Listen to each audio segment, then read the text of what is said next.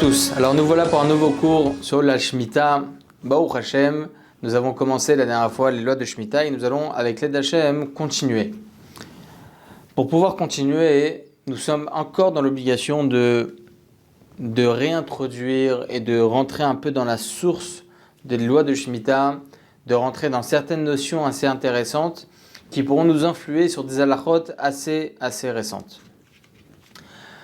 Il y a une question qui est posée dans les poskim, dans la halacha, dans la Gemara en général, sur des dizaines de sujets.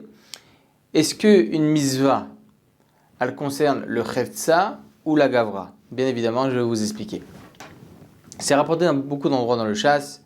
Sur certaines mitzvot, est-ce que la mitzvah concerne le cheftza, c'est-à-dire l'objet lui-même, ou bien le gavra, la personne même? Je vais vous donner un exemple simple pour bien vous imaginez ce questionnement. Est-ce que lorsque vous avez, chas shalom, une viande qui n'est pas cachère, du porc par exemple, là bien évidemment que l'homme est concerné par cette mitzvah de ne pas consommer, évidemment, mais c'est l'objet qui est problématique. C'est la viande elle-même qui est problématique. On a bien compris, donc c'est le isur cheftza. C'est ce qu'on appelle le cheftza, c'est quand la mitzvah concerne l'objet. Mais si par exemple vous avez une viande halak bet Yosef, nickel, la meilleure des hashgachot possible inimaginable, qui a été cuite par un non-juif, on sait très bien qu'on n'a pas le droit de consommer un aliment qui a été cuit par un non-juif. À ce moment-là, ça concerne qui l'interdit? Ça concerne quoi l'interdit? Est-ce que ça concerne l'objet qui est la viande? Non, parce que la viande elle reste cachère, ça reste halak bet Yosef. Elle a été cuite par un non-juif, maintenant elle est immangeable, mais qu'est-ce qui est dans l'interdit de consommer? À qui concerne cette mitzvah? C'est l'homme. Donc l'homme est concerné, ça s'appelle gavra. Donc voilà donc la différence entre cheftza et gavra. Maintenant, en quoi ça nous concerne à nous? La question est de se poser, est-ce que la mitzvah de Shemitah, elle concerne la terre, à proprement dit le cheftza, ou bien l'homme, il n'a pas le droit de travailler la terre, le gavra? Eh bien, mesdames et messieurs, ça va nous influer sur 12 halachot intéressantes. Bien évidemment, on ne va pas tous les développer maintenant, on va développer que quelques-uns. Mais c'est très intéressant que cette chakira, c'est-à-dire cette recherche et ce développement que nous allons essayer de voir en ce qui concerne la mitzvah de Shemitah, si c'est cheftza ou gavra, qui va nous influencer sur 12 halachot très intéressantes et très d'actualité. Un exemple que l'on va essayer, Bezrat Hashem, de développer ensemble. Si la mitzvah de Shemitah, ça concerne la terre, que la terre n'a pas le droit d'être travaillée, la terre doit se reposer, donc c'est le cheftza, c'est l'objet. Là, que ce soit moi qui fasse le travail, ou bien que je demande à un intermédiaire non juif qui lui n'est pas concerné par la Shemitah, ça restera interdit. Parce que c'est ma terre à moi qui ne doit pas travailler, qui ne doit pas continuer à être travaillée. Donc que ce soit par un non-juif ou par un juif, l'homme il n'y a aucune différence, ça sera assourd. Ou bien même, je demande à un singe, Baruch Hashem, que j'ai éduqué depuis 50 ans, il sait tout faire, Baruch Hashem, il éclate tout le monde. Je n'ai pas le droit de demander non plus à un singe de faire quoi que ce soit. Donc, là, ça concerne le cheftza. Mais si ça concerne le gavra, si la mitzvah de Shemitah me concerne à moi, que moi je suis dans l'obligation de ne pas travailler la terre, alors quel serait l'interdit de demander à un non-juif de travailler pour moi la terre? Il semblerait donc que ça serait donc permis, au conditionnel bien évidemment, ça serait donc permis de demander à un non-juif de travailler cette terre. Voilà donc l'image pour essayer de comprendre si la mitzvah de Shemitah c'est cheftza ou gavra. Essayons Bezrat Hashem d'en arriver à une conclusion et de développer le sujet en ce qui concerne le fait de demander à un non-juif. Tout d'abord, il faut savoir que pendant Shabbat, aucun rapport avec la Shemitah, on a un interdit de demander à un non-juif de faire quelque chose. Mais on a aussi un interdit de demander à sa bête de faire quoi que ce soit, parce qu'on a la mitzvah de Jvitat Behema. Jvitat Behema, c'est-à-dire qu'on doit laisser notre bête, Leman Yanua Shorecha Vachamorecha. C'est écrit comme ça dans la Torah, dans Shemot 23, verset 12, qu'on doit faire la grève de nos bêtes, de nos terres, et de nous-mêmes, c'est-à-dire qu'on ne doit pas travailler, on ne doit pas laisser notre bête travailler. Si maintenant, cette bête, j'ai un cheval par exemple, alors je dois la laisser dans l'enclos, je dois la laisser gambader dans mon jardin pour qu'elle mange.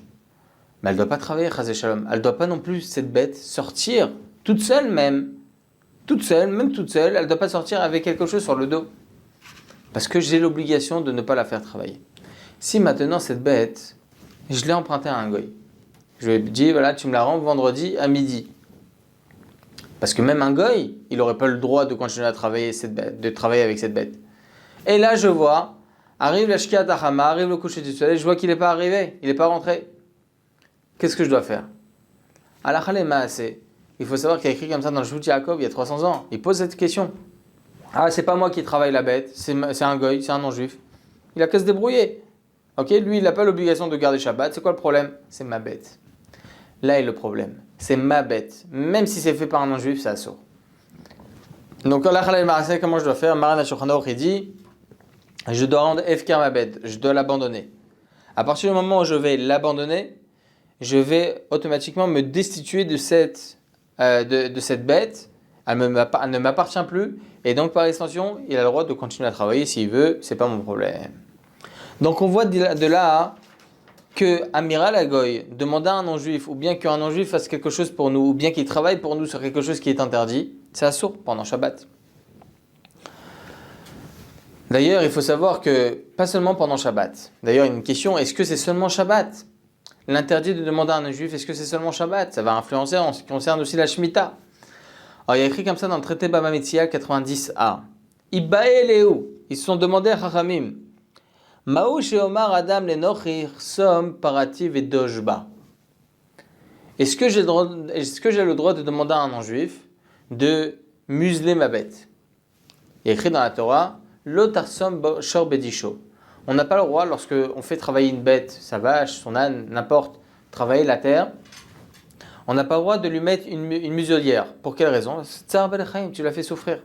C'est possible qu'elle veuille manger des petits trucs qu'elle est en train de travailler, et là tu l'as fait souffrir. Donc la Torah, regardez comment elle est chasse à la behemoth, à la briotte, regardez comment la Torah elle fait attention aux créatures d'Akadosh Baruch Hu. Pas surtout, il ne faut pas être dans la bêtise. Que Chachamim nous ont interdit, ce que la Torah nous a interdit, c'est interdit. Ce qu'ils ne nous ont pas interdit, aucun problème. Pour ça qu'il n'y a aucun problème de manger de la viande, évidemment. Tov, c'est pas le sujet. Et écrire Som Parativ et Dojba. Est-ce que j'ai le droit de demander à un non-juif de museler ma bête? C'est pas moi. Lui, il n'a pas l'interdit de museler sa bête. C'est moi qui est dans l'interdit. Alors, comme ça, Aïm Ombrim. Alors, est-ce que c'est un interdit, étant donné que même c'est un interdit de demander à un non-juif, ou bien moi, je suis concerné par cela uniquement, mais à un non-juif, ça serait permis de lui demander. Alors, la Gemara, il y a écrit comme ça, que la Chaora, la Gemara, elle est restée en suspens. Le Ipshité. La Gemara, c'est possible qu'elle est restée en suspens. Alors, c'est quoi la halakha en fin de compte? Le Ra'avad, il dit la chose suivante.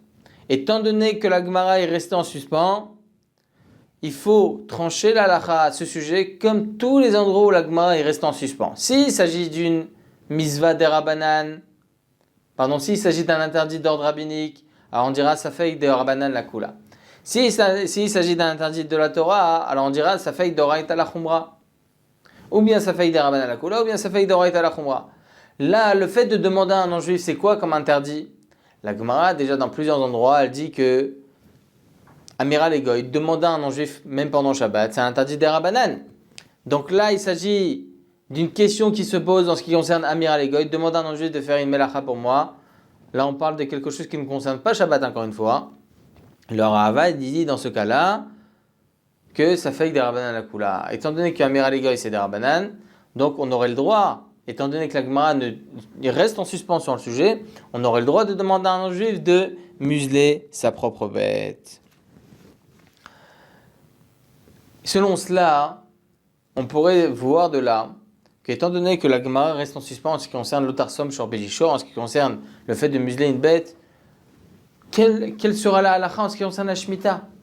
Étant donné que Amiral Egoy c'est un des Rabbanan, on a un doute en ce qui concerne la halakha de fait de la Shemitah. Est-ce qu'on pourrait lui demander à un non-juif de faire de travailler pour nous la terre? Alors on pourrait dire, encore une fois je parle que au conditionnel pour le moment, est-ce qu'on pourrait dire que pour la Shemitah ça serait de même, et donc il serait donc permis de demander au non-juif de travailler pour soi la terre? Alors pour bien comprendre la halakha et pour développer le sujet et en arriver à une conclusion, il faut essayer de comprendre les raisons de l'interdit de demander à un non-juif. Ce que l'on connaît, nous, dans le fait de demander à un non-juif, c'est uniquement pendant Shabbat. C'est ce que nous, on connaît, le cas standard, basique, lambda. Nous, en tant que personne lambda, nous connaissons ce genre de choses. C'est uniquement pendant Shabbat. Il nous a interdit pendant Shabbat de demander à un non-juif de faire pour moi une melacha, évidemment. Quel est l'interdit? En quoi ça pose problème de demander à un non-juif de faire pour nous une melacha pendant Shabbat? Alors tout d'abord, il faut savoir que le Mechilta, il rapporte du pasuk Kol melacha lo yaase baem. Et écrit quoi? Toute melacha, vous ne ferez pas. Shelo yelecha efsharut lo ata taase lo chaverecha velo yaase akum melachtecha. Comme ça il dit le Mechilta. Ni toi tu feras, ni ton ami fera, ni un non-juif ne fera pour toi une melacha. Selon cela, il apprend le smag, le sefer Mitzvot Gedolot, un des Rishonim, il y a des centaines d'années, il dit que, étant donné que le Mechilta apprend ça du pasuk, c'est interdit de demander à un non-juif, donc il semblerait que selon le Mechilta, l'interdit de demander à un non-juif de faire pour nous une melacha pendant Shabbat, c'est interdit de la Torah. C'est très intéressant. Mais il faut savoir, je vais faire court, que la halacha n'est pas tranchée comme le Mechilta.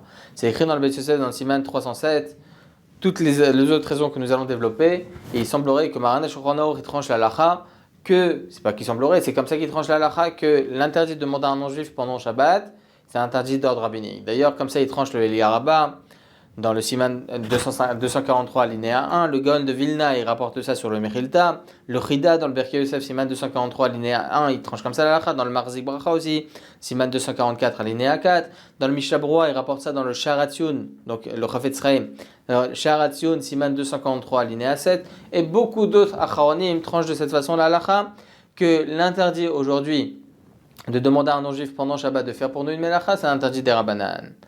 Alors, quelles sont les raisons de l'interdit?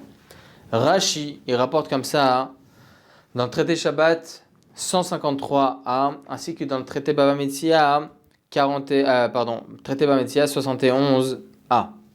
C'est rapporté à la chose suivante. Il y a écrit dans la Torah, Tarimu Gamatem. On a une misva de faire la Trumot ou Maasrot. On a une misva de prélever des fruits, des légumes, ce qu'il faut prélever en Eretz Israël. Si maintenant on est dans l'avion, on n'a pas la possibilité de prélever et on doit les vendre, etc., certains fruits et légumes, par exemple, je vous donne un exemple, et je ne suis pas à la maison, est-ce que j'ai le droit de demander à un goy de faire pour moi la trouma? La Gemara de nous apprendre Ma'atem beneberit, av shiluchachem beneberit. On apprend Tarimu gamatem, du mot gam aussi, on apprend qu'on a le droit de le faire par un intermédiaire. Trumot ou Maasrot, on a le droit de faire par un intermédiaire. Alors la Gemara elle continue, Ma'atem beneberit, av shluchachem beneberit. De la même façon que vous êtes des juifs, la même chose qu'il faut que vos shluchim, vos intermédiaires, soient aussi des juifs. Et c'est pour cette même raison, on apprend de ce pasuk qu'on ne peut pas faire une shlichut, on n'a pas le droit de donner, on ne peut pas donner en tant que shlichut, en tant que shaliach à un non-juif, de faire pour moi trumot ou maasrot. On apprend de là, en shlichut la goy. C'est-à-dire qu'un goy ne peut pas être mon intermédiaire. Il ne peut pas être considéré comme mon intermédiaire. Et pour quelle raison? Parce qu'on dit shlucho shel adam kemoto. Un intermédiaire, c'est comme si c'est moi-même qui l'avais fait. C'est moi-même qui avais fait l'action en question. Et étant donné que lui, c'est pas un juif, c'est pas possible que ça soit ma main à moi. Comme ça, elle nous dit donc la Gemara. Mais Rashi nous dit aval le chumra yeshlichut la goy. Pour une chumra, pour quelque chose de grave, on peut considérer l'action d'un non-juif par mon intermédiaire comme étant une action. Comme étant une action qui est faite, comme étant une action qui est réalisable. De là, on apprend de ce Rashi que même si en général un goy ne peut pas être considéré comme mon intermédiaire, pour le Shabbat, ça sera un tsour. Parce que shlocho chez Adam Kemoto, c'est comme si j'avais fait moi-même l'action.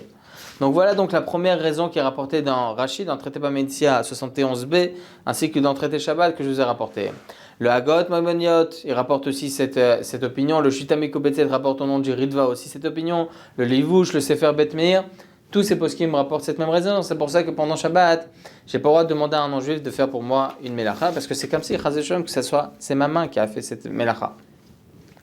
Deuxième raison, c'est rapporté là aussi dans Rashi, traité Avodah Zarah 15a. C'est pas une contradiction, c'est un ajout de raison.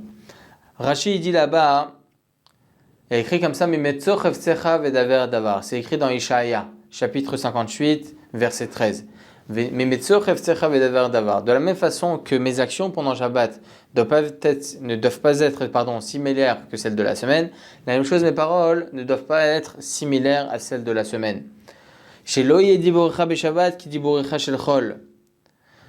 Et donc, automatiquement, j'ai pas le droit de soutirer de mon langage des choses qui sont interdites qui concernent la semaine. C'est pour cette même raison qu'il m'est interdit de demander à un non-juif de faire pour moi une melacha. Je sors de ma bouche, s'il te plaît, fais ça pour moi, fais ça pour moi, fais ça pour moi. C'est chol. Ce sont les choses qui sont interdites pour moi de dire pendant Shabbat. C'est pour cela qu'il m'a interdit pendant Shabbat de dire à un non-juif de faire pour moi une melacha. Voilà donc la deuxième raison rapportée par Rashi dans le traité Avodah Zarah. Et le Rambam vient conclure et vient boucler la boucle. Il dit au Rambam, chapitre 6 des lois de Shabbat, halacha 1. Asur lomar legoy, la asot lanu melacha beshabbat, afalpi she'eno metzuve ala Shabbat. Va'afalpi she'amar lo mikodem ha-Shabbat, va'afalpi she'no tzarich lo ta melacha, ela la'achar Shabbat. Ve'davar ze asur midivre sofrim, kede shelo tiye Shabbat kala benehem, ve'avu la asot be'atzmam. Et dit le Rambam, interdit de demander à un non-juif de faire pour soi une melacha, même si le non-juif, lui, il n'a aucune obligation de respecter Shabbat, et au contraire, il n'a pas le droit de respecter Shabbat. Et même s'il lui a dit avant Shabbat de faire pour lui une melacha pendant Shabbat, et même si lui-même, il n'a pas besoin de cette propre melacha, mais uniquement pour après Shabbat, c'est interdit d'ordre rabbinique.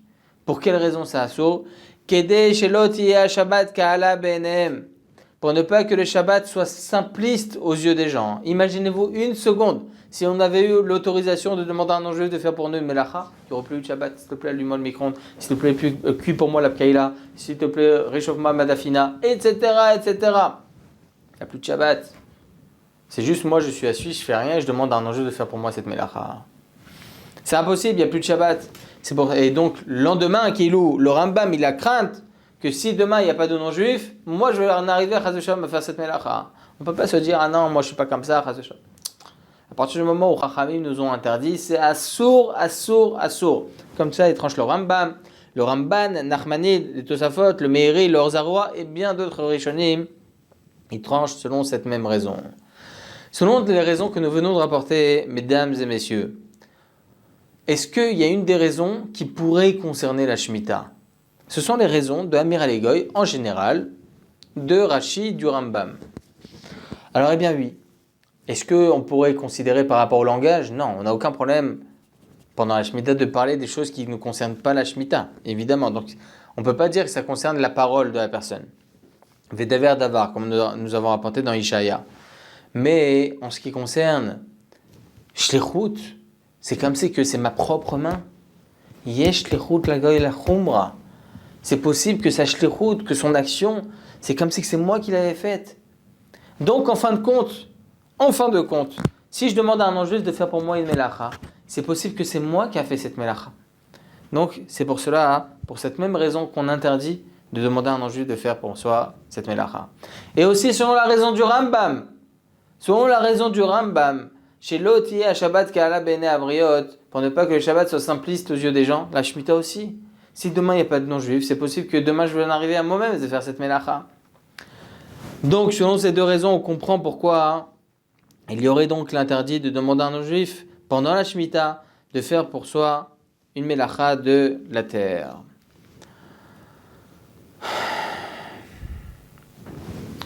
Selon toutes les raisons que nous venons de rapporter, nous comprenons que l'interdit de Amir Alegoy concernerait donc aussi la Shemitah.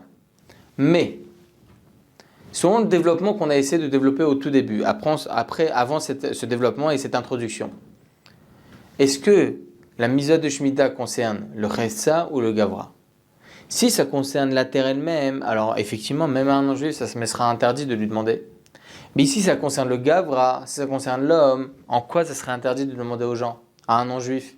Alors, selon les deux raisons que nous venons de rapporter, les Chora, oui. Même si la Mitzvah de Shemitah, ça concerne uniquement l'homme, il y a un problème. Shlichut, c'est comme si c'était ma main. C'est comme si c'était ma main, même si tu en viens à dire que les Chora, c'est la Mitzvah de Shemitah, c'est que Chevtsa, c'est que Gavra, ça concerne que l'homme, et donc il ne serait donc pas interdit de demander à un intermédiaire non-juif. Là, ça sera interdit. Parce que l'intermédiaire non-juif, c'est possible que c'est mon chaliard, c'est possible que c'est ma propre main. J'ai loyé à Shvit, Kalab et Abriot pour ne pas que la Shemitah soit simpliste aux yeux des gens. Alors même si ça concerne que le Gavra, effectivement, mais il y a d'autres problèmes qui s'ensuivent. Ça, c'est le développement qu'on pourrait dire. Mais, avec un grand mais, oublions les raisons, entre guillemets, oublions les raisons de Amir Alegoy. Est-ce que la mitzvah de Shemitah, ça concerne le Chefza ou le Gavra? Est-ce que ça concerne la terre ou bien l'homme par lui-même? Alors,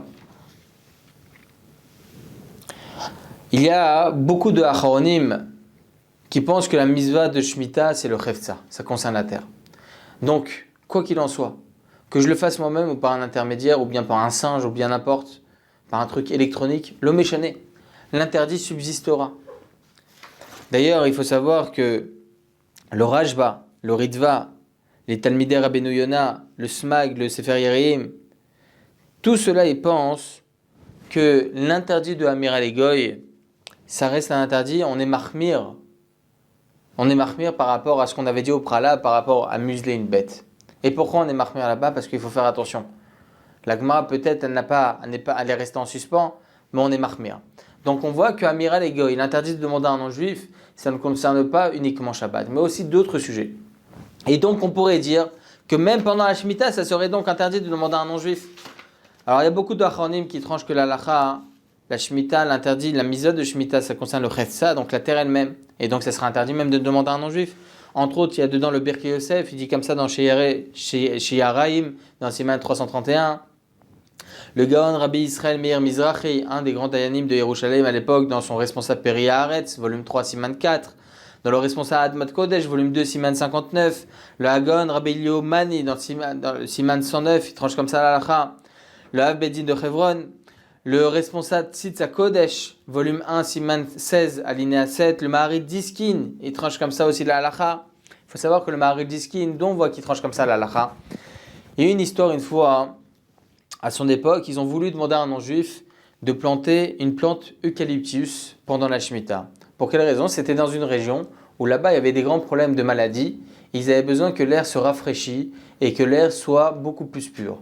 Et donc ils ont demandé au Maharil Diskin, Gvodarav, là-bas il y a beaucoup de maladies, on a envie de planter une plante eucalyptus pendant la Shemitah. Est-ce qu'on a le droit de le faire par un non-juif? Il a tranché là-bas la halakha. Jvoud et Jvoud bimkom tzorer gadol.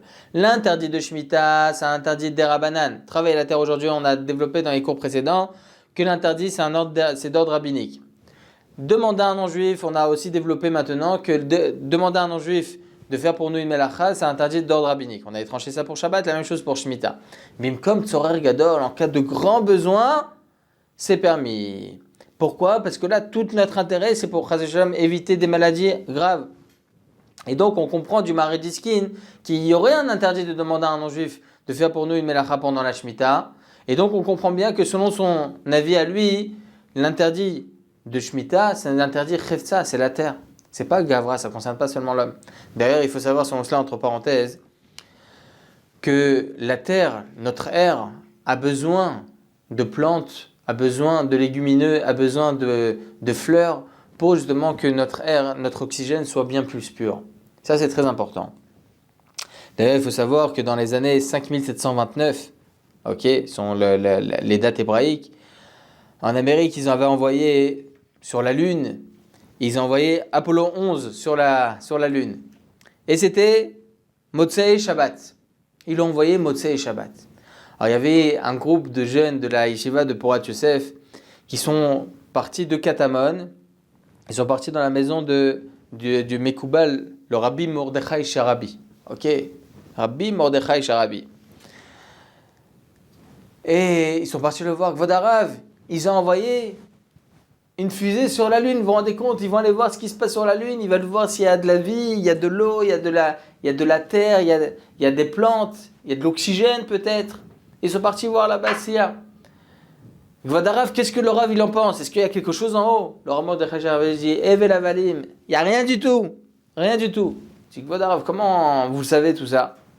C'est écrit dans le Patach Eliyahu. On le lit tous les jours. Il y a écrit quoi dans le Patach Eliyahu? Bahara, Ilaïn, Vedashaïn. Dans cette terre, il y a des arbres, des herbes, etc. Pour quelle raison?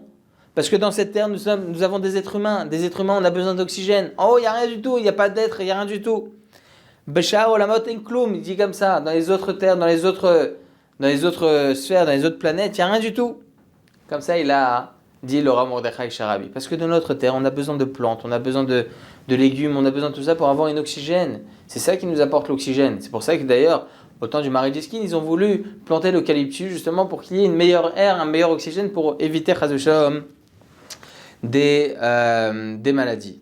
Donc on apprend du Marais Diskin effectivement que la mitzvah de Shemitah, c'est une mitzvah chevtza, c'est un issur chevtza, ça concerne la terre, on n'a pas le droit de la travailler, que ce soit pour un juif ou pour un non-juif. En cas d'énormes besoins, comme là on a vu pour éviter des maladies, il est autorisé. Le Chazon Ish aussi tranche comme ça la halakha, Reb Chaim Kanevski Shlita, il dit comme ça aussi dans son livre Derech Emuna. Donc on tranche la halakha que la mitzvah de Shemitah, c'est une mitzvah chevtza, ça concerne la terre. Donc ça soit par un intermédiaire ou que ce soit pour nous-mêmes, ça concerne tout le monde et donc ça nous a interdit de travailler cette terre de n'importe quelle façon, même par quelque chose d'électronique. Une autre halakha qui pourra en sortir de là, c'est par deux personnes. Aller travailler la terre par deux personnes. Il y a écrit comme ça dans la Torah, Ba'asota achat mitzvat Hashem. Ba'asota achat. De là on apprend dans Chazal, de ça je nous apprends comme ça dans le traité Shabbat 3a. Yachid she'asa chayav, shnaim she'asau apturim. Un qui a fait, c'est chayav, il a fait un interdit de la Torah pendant Shabbat, mais deux qui ont fait cette melacha, pturim, ils sont dispensés de ramener un korban. Alors ça c'est pour chayav eskila, pour tout ce qui est Shabbat, c'est issour de la Torah. Mais lorsqu'il s'agit et donc on dit patour aval assour, ça sera quand même assour pendant Shabbat de faire une melacha avec deux personnes. Évidemment c'est patour aval assour, c'est assour, mais derabanan. Mais lorsqu'il s'agit déjà d'une mitzvah d'Arabanan, d'une mitzvah d'ordre rabbinique comme la Shemitah aujourd'hui, alors peut-être pourrons nous dire que par deux personnes, ça sera permis de le faire, de faire une melacha, de prendre un seau et d'aller soi-même mettre l'eau dans la terre, peut-être, avec deux personnes. On apprend de là encore une fois, si on dit que la mitzvah c'est Bagavra, si on dit que la mitzvah c'est le Gever, ça concerne l'homme par lui-même, alors ça serait permis de faire par deux personnes. Pourquoi ? Parce qu'en fin de compte, certes, la terre va être travaillée, mais par deux personnes, donc pas tout.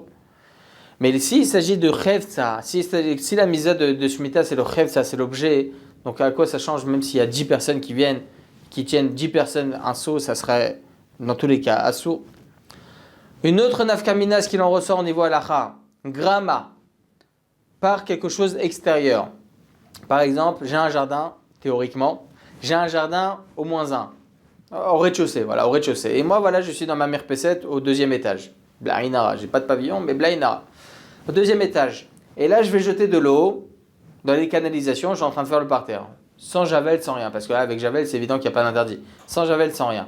Est-ce que je peux faire passer par la canalisation l'eau et je sais pertinemment que ça va tomber dans mon jardin? Alors, Gavra, non.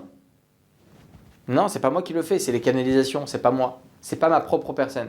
Donc si on dit que la Shemitah, c'est Isur Chevtza, c'est Isur Gavra, ça concerne l'homme, là ça serait donc permis. Mais si c'est Isur Chevtza, à quoi ça change, même si ça descend du ciel? Qu'est-ce que ça change? Dans tous les cas, ça assourd. Parce que la terre ne doit pas être travaillée. La même chose lorsque nous avons, par exemple, nous sommes dans un immeuble en Israël, et nous avons malheureusement des personnes des gardiens, ce qu'on appelle ici le Vaad Bait. Et eux, ils travaillent la terre, ils font tout ce qu'il faut, le jardinage, ils font le ménage dans l'immeuble, etc., etc. Et si, malheureusement, les personnes qui s'occupent de tout ça, ce sont des personnes qui ne sont pas pratiquantes. Non, on paye une redevance chaque mois. On paye 200, 300 shekels, 400 shekels, cette redevance de Vaad Bait. Et lui, grâce à cet argent, il va pouvoir faire tout ce qu'il faut, le ménage, l'ascenseur, etc., l'électricité, tout ce qu'il faut. Et aussi le jardinage. Maintenant, le problème est que si je lui donne cet argent, il va prendre de cet argent, il va travailler sa terre, il va travailler notre terre qui est commune à tous. Si c'est Gavra, en fin de compte, moi je ne suis pas concerné, moi je lui donne cet argent et c'est tout. Mais si c'est Chevtza, si c'est l'objet qui est problématique, c'est la terre qui est problématique, alors effectivement j'aurai un problème. Halakha lemaaseh, il faut aller voir ce Vaad Bait et te dire, regarde, l'argent que je te donne, ça concerne tout sauf le jardinage. Destitue-moi de ce jardinage-là. Et là, c'est comme ça qu'on va faire. Donc on voit de tout cela, mesdames et messieurs, que la mitzvah de Shemitah c'est quelque chose de très très important et on voit que ça concerne le chefza, ça concerne la terre. Veshav ta'aretz, ne doit pas travailler cette terre. La même chose, si on devrait dire que ça concerne l'homme le problème et pas la terre, une femme, qu'en est-il en ce qui concerne une femme? En fin de compte, ça s'appelle mitzvah taseh hazman grama, une mitzvah qui dépend du temps. C'est pour ça que bien évidemment, une femme aussi, elle est concernée par cette mitzvah. C'est une mitzvah chez Echet Lechevtsa, ça concerne l'objet par lui-même. Donc on voit de là l'importance de la mitzvah de Shemitah et ô combien il faut faire attention. Mais en tout cas, la chalema assez pour tout ce qu'on vient de dire. Interdit de demander à un non-juif de faire pour nous une melacha dans notre terrain à nous. Interdit de demander à un vaad bayit de lui donner de l'argent et lui dire voilà, fais ce que tu veux avec. Non, il faut rendre efker cet argent, il faut lui dire voilà, moi je suis plus concerné par le jardinage, prends cet argent, moi je suis pas concerné par ce jardinage, j'ai aucune part à ce jardin-là. La même chose lorsque on dit à une femme aussi elle est concernée par cette mitzvah, bien évidemment, parce que c'est Issur Chefetza. Et tout ce qu'on a dit autour de cette mitzvah, on voit que, étant donné que c'est mitzvah Chefetza, donc il faut faire très attention à toutes les démarches. Et Bezrat Hashem, on continuera à développer sur le sujet ce qu'il en ressort de cette mitzvah. Baruch Adonai Le'olam, Amen.